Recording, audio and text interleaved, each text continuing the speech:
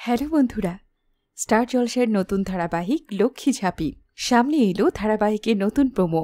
ঝাঁপি তার ভালোবাসার কথা জানাবে দীপকে। তবে ঝাঁপির ভালোবাসার ডাকে সাড়া দেবে কি দীপ?